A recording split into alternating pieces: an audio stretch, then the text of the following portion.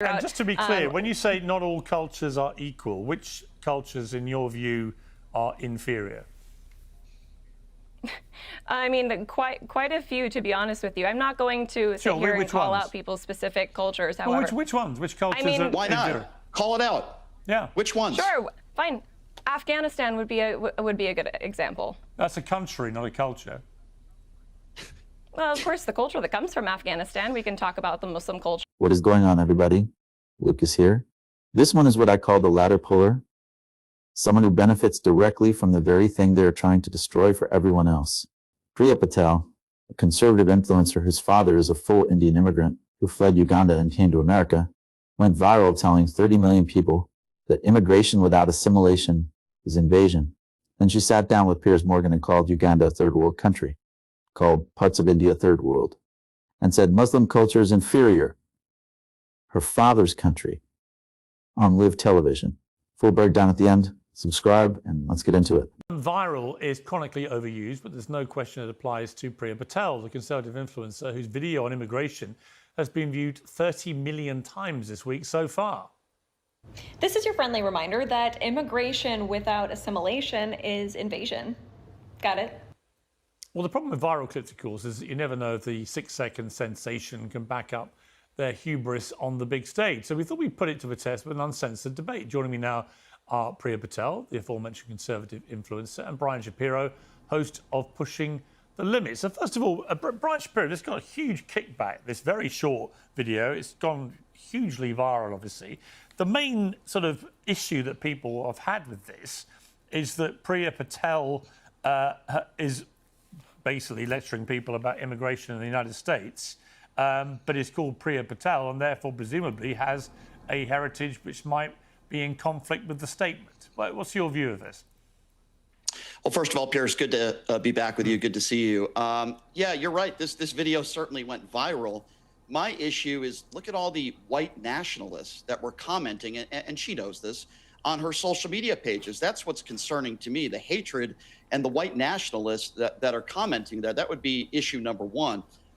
Issue number two for me, listen, I have no problem with people coming to this country, learning the language, and taking some classes and learning the history of America and culture. I have no problem with that at all. But what I want in this country, and I think what most people want in this country, is diversity as well. Now, we can go back to her family. I don't know a lot about her family, but in my opinion, a lot of her views and a lot of the stuff that she talks about would lead to her never being born in this country to begin with.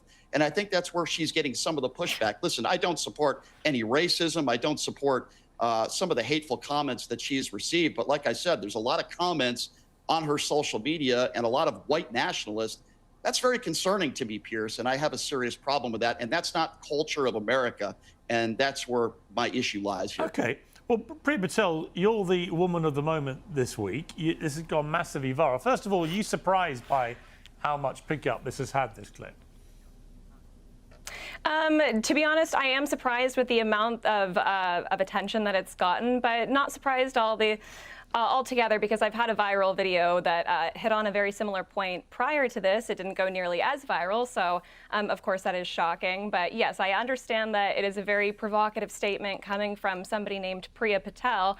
However, of course, these people have no idea about my family history and my background. Right, which is perfectly fair enough. So let's just clear that up, because I think that's obviously key to the whole debate, because you were born in the United States, is that right?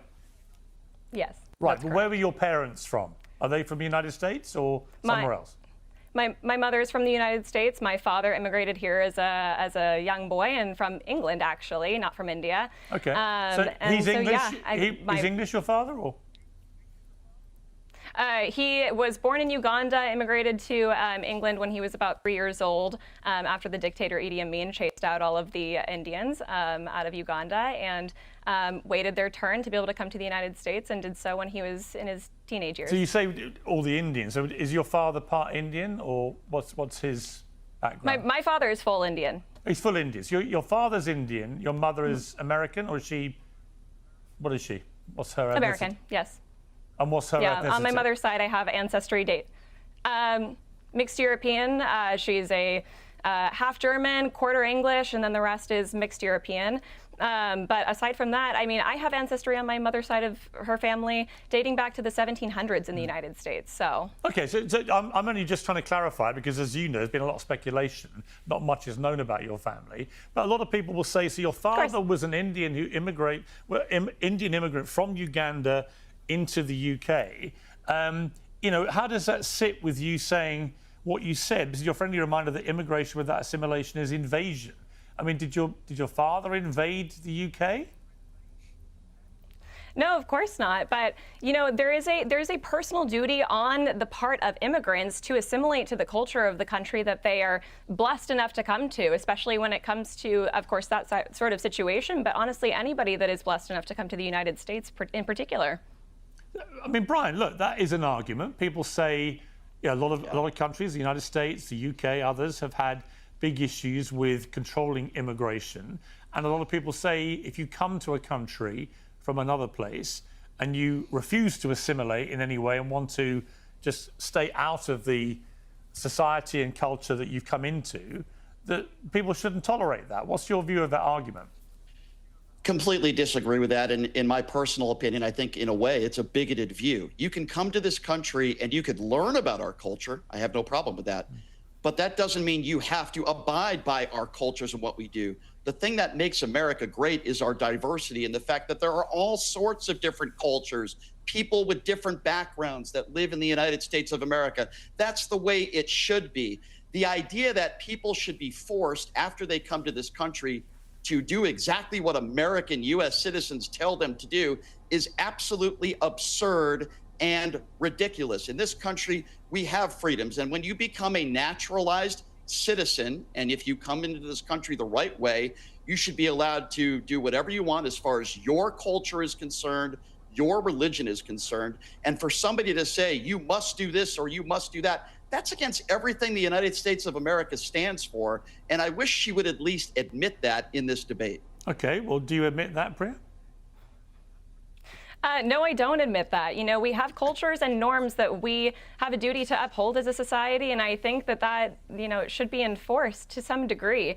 And whether it's on a societal or a governmental level, I guess that's up for us to eventually decide, but it has to be implemented some way or another. Well, everybody Otherwise, has to abide by the same... Well, culture... look, to be clear, everyone has to abide by the laws of the country that they're living in. Right, so that's just a given in somewhere like the United States or UK. So we can all agree that because that's obviously a fact. But when it comes to cultural differences, in a country of 340 million people, there are obviously myriad cultures, ethnicities, religious creeds, and so on in the United States. It's a real hot pot of people. Famously, it's how the United States was created. People came from all over the world. You know, I'm just curious what you mean by assimilation. What should these people all be doing in a uniform way? Well, I would disagree with the statement, Piers, that America was built on the fact that people came from all over the world.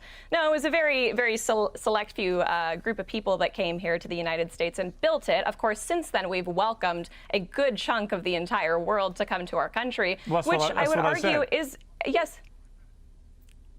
You said that it was built on the idea that people were coming from all over the world. Well, but aside the whole from the fact, premise I'm sure of the United States of agree. America is that people have come from everywhere. Right, that's been the glorious selling point of the United States. Is it's open to all. You got to come in legally, and that's been a contentious issue. But once you get there, I'm not sure. As Brian says, why should you feel compelled to abide by a specific culture? I mean, what is the specific American culture, for example? How would you articulate it? Why exactly, if you didn't want to assimilate to American culture and live as an American, why exactly would you leave the country that you came from to begin with if you're only going to bring your culture's customs and norms and implement them maybe here the same and reason your completely father left disregard that of the war-torn American Uganda. people? You know, maybe the same reason your father left war-torn Uganda. Do you not understand that? Sure, but do you not understand that there are people that are seeking asylum that want a better life for themselves and their families, that are afraid that they could even lose their lives? Do you understand how many people are seeking asylum and are in fear of their life? For you to make the statement that is a very small percentage of people coming to the United States. Very, very small percentage. And the large majority of people committing I'm just saying the large majority of people claiming asylum are actually economic migrants. They're not from war-torn countries or suffering under political persecution. One of the other comments, Priya, you said, which did get a lot of attention, you said not all cultures are equal, and we shouldn't be importing the third world. So what did you mean by the third world? I mean, I think that's pretty evident. There are a large majority of countries that are still considered third world. They are not. Well, which not privy to any of the. Which ones would you say are third world? I mean, you could take into account a lot of countries in Africa, in the Middle East, in Asia. Well, give me some names of countries to come from this list. Give me some names. You could probably take in Uganda. For example, would actually probably be considered a third world country for you. I would believe so, yes. Where else do you think is a third world country? You know, there are parts of countries like Bangladesh and a great many others, but that's somewhat aside from the point. Would you classify India as a third world country? I think there's been a lot of debate whether it is or not. There are certain parts of India that are, of course, very westernized and would probably be considered a first world country. However, I think there are a lot of parts of India that, yes, should be considered a third world country still today. And what do you mean by third world? What does that mean? I mean, we've had a lot of technological advances and societal advances that a lot of parts of the world have not managed to either keep up with or come to that at this point in time. But to think that people can come from these, for lack of better words, dated societies and just be placed in America and they just magically assimilate, especially when we bring them here en masse, I think that is a massive, massive issue because, of course, these people are not prepared for this. I think if we did it on a very small scale, that it could be successful. Of course, we've seen that plenty of times throughout. And just to be clear, when you say not all cultures are equal, which cultures, in your view, are inferior? I mean, quite a few, to be honest with you. I'm not going to sit here and call out people's specific cultures, however. Well, which ones? Which cultures are why not? inferior? Call it out. Yeah. Which ones? Sure, fine. Afghanistan would be a good example. That's a country, not a culture.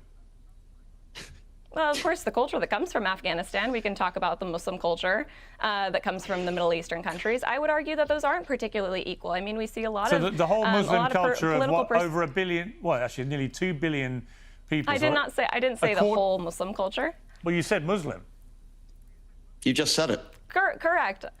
I said some of the Muslim cultures that we're seeing from the Middle East. Well, just to be, I'm just trying to work out what you believe. So you think the Muslim culture is an inferior culture? In a lot of ways, yes. Wow. It's just so ridiculous, Piers. Okay. This is so ridiculous. Brian, I think we're getting to why this comment went viral, why both those comments went viral.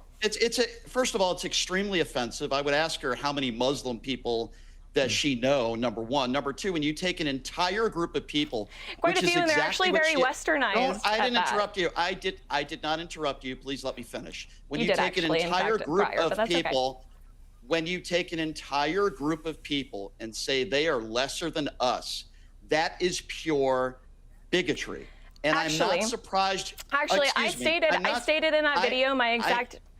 You made an incorrect statement about my position. You just thought Afghanistan was a culture, so don't talk to me about statements that people make that are not correct. Okay? Countries have culture, Brian. Piers, here's the issue we have here. Okay? And I'm going to instill politics into this. When you go on her social media page, she echoes a lot of similar things that MAGA Republicans echo, taking an entire group of people like the Laura Loomers of the world, saying they all should be deported, or in this case, taking all Muslims and saying they're inferior to Americans. She has a MAGA hat on her social media page. Not what I said. And what she does is she caters to MAGA Republicans in her base. It's why she gets all the views she gets. And I think it's extremely offensive, I'll say it once again, to take an entire group of people. That would be, how would you feel if somebody said everybody that is Indian is inferior to Americans? You would say that's racist. That's a terrible thing to say. Well, hang on. Let me ask the question. I would never say that. Well, let me ask the question. Would you say that about Indians, Priya? Of course, and I would not. Of course not. I would never say that about any race or group of people. You literally just said it about Muslims. You just said it. You just said it about Muslims. You couldn't have been clearer. I gave you the chance to clarify, and you clarified it. And that's perfectly fine. Look, I do think America has a superior you're culture, fine and to I would have like that to view, and it's uphold perfectly that. fine that we think it's a bigoted view and very hypocritical if you then That's say fine. that other vast countries like India are exempt from your bigotry. Because, well, guess No, what? Your father happens to be Indian. That's of course never what I said, Piers. No, but people think you're a hypocrite. You guys because are they both say taking your things out father's of an completely Indian. out of context. They say your father's an Indian, but here you are condemning always out all of Muslims context. as somehow culturally inferior. That's fine. I've been very critical about Indian immigration to this country too. I'm not picking and choosing But when you one say group that, of when you say people. that I some simply think- cultures are less equal, you're a Christian, I understand. Is that right? Correct. Yes, that's correct. So And where if you does would let this me sit? clarify Where does this exactly sit what I with said. as a fellow Christian, well, hang on. As a fellow Christian, I Sure. thought the teachings were quite clear that all men are created equally. Where does this sit with that? Correct, Pearson. Did you watch? I don't know if either of you watched the entirety of that video where I was talking about culture. I specifically did state that all people are created equal under the eyes of God and the law, of course. However, we do have a society that we're supposed to uphold here in America, and like you, Pierce, in England, right? You don't want a lot of foreign invaders coming into your country and completely causing the collapse of your society and of your country. If people are blessed enough to come to America, So would you, or come to out of England, interest, they do have stop this invasion, as you put it, would you deport all foreigners from the United States? No, I would not deport all foreigners from the United States. I would certainly deport all of the illegal foreigners that are here in the United States. What about those that just didn't sign up to your worldview of what the culture should be? No, I don't necessarily think that they should all be deported from the United States, but I think we do need a very slow and if not a halt on immigration as a whole currently, so that we can, as a society and allow our government to continue to help these people assimilate to our culture, actually fix our immigration system so that it works with our country, so that we can keep it intact as it is, and honestly, maybe get back to what we were, originally founded on.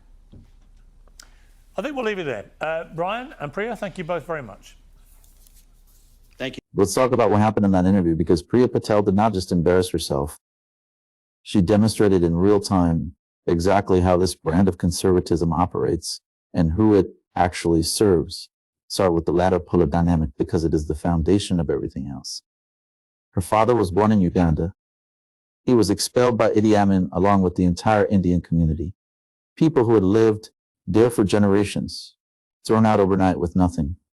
He fled to England as a 3-year-old refugee. He waited his turn. He immigrated to America as a teenager through the exact system Patel now stands in front of 30 million people and calls an invasion. Without that system, her father does not make it. Without her father making it, she does not exist. And she has the audacity to look into a camera and tell the world that immigration without assimilation is invasion. That is not a political position. That is a betrayal of your own family history dressed up as patriotism. Then Morgan asked her the question that collapsed everything. He asked her to name inferior cultures. She said Afghanistan. And Morgan correctly pointed out that is a country, not a culture. She pivoted to Muslim culture. Nearly 2 billion people on earth. She called it inferior. And when pressed, she confirmed it in a lot of ways, yes. That is not a policy argument. That is open bigotry delivered with a confident smile to an audience of white nationalists who were flooding her comment section in numbers that even she acknowledged. The third world framing deserves full examination because she used it deliberately, and it means something specific. She called Uganda third world. She called parts of India third world. She called these dated societies. Think about what she is actually saying. The country her grandfather lived in, third world. The country her father's entire family came from, third world. The culture that produced her surname, her heritage, her entire existence on this earth, dated and inferior.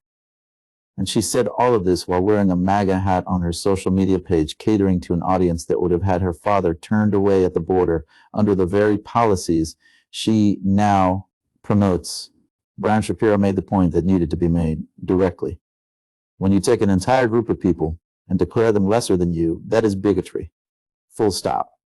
There is no intellectual framework that makes calling 2 billion people culturally inferior anything other than what it is.